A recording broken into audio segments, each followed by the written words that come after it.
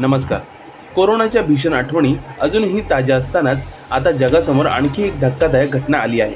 खोल समुद्रात प्रवास करणाऱ्या एका क्रूझ जहाजावर हॅन्टा विषाणूचा प्रादुर्भाव झाल्याने मोठी खळबळ उडाली आहे. अर्जेंटिनाहून अंटार्क्टिका आणि पुढे अटलांटिक महासागरात दीर्घ प्रवासासाठी निघालेल्या या जहाजावर 23 देशातील सुमारे 150 प्रवासी होते. सुरुवातीला सर्व काही सुरळीत चालू असताना अचानक काही प्रवासी आणि कर्मचाऱ्यांची प्रकृती बिघडू लागली आणि त्यानंतर परिस्थिती गंभीर बनत गेली. सर्वप्रथम एका 70 वर्षीय डच प्रवाशाची प्रकृती अचानक खालावली आणि त्यांचा मृत्यू झाला. त्यावेळी मृत्यूचे नेमके कारण स्पष्ट नव्हते. मात्र नंतर दक्षिण आफ्रिकेतील तपासणीत हॅन्टा विषाणूची लागण झाल्याचे समोर आले.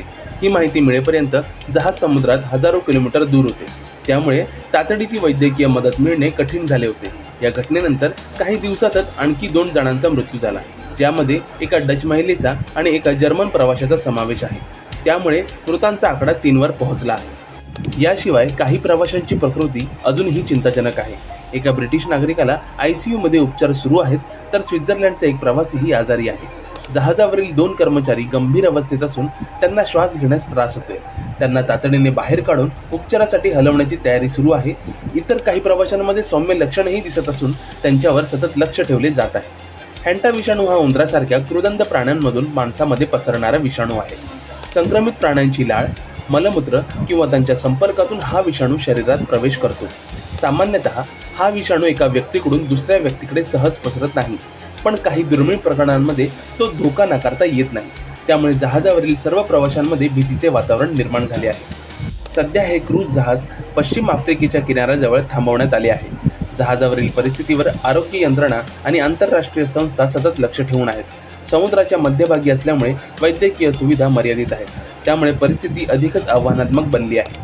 प्रवाशांना सुरक्षितपणे बाहेर काढणे आणि त्यांना योग्य उपचार देणे हे सध्या सर्वात मोठे आव्हान आहे.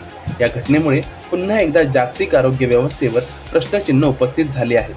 कोरोनानंतर जग सावरत असताना अशा नव्या विषाणूंचा धोका कायम असल्याचे स्पष्ट झाले. संसर्गजन्य आजारांवर नियंत्रण ठेवण्यासाठी सतत सज्ज राहणे किती महत्त्वाचे आहे हे या घटनेतून दिसून येते. या क्रूझवरील हॅन्टा विषाणूचा प्रादुर्भाव केवळ एक घटना नसून तो एक मोठा इशारा आहे. जग अजूनही पूर्णपणे सुरक्षित नाही आणि कोणत्याही क्षणी अशा संकटांचा सामना करावा लागू शकतो. त्यामुळे आरोग्यविषयक नियमांचे पालन, सतर्कता आणि जागरूकता या गोष्टींचे महत्त्व पुन्हा अधोरेखित झाले आहे. आता सर्वांचे लक्ष या जहाजावरील परिस्थितीकडे लागले आहे. पुढील काही दिवसात या प्रकरणात काय घडते, किती लोक सुरक्षित राहतात आणि या विषाणूचा प्रसार किती नियंत्रित करता येतो हे अत्यंत महत्त्वाचे ठरणार आहे.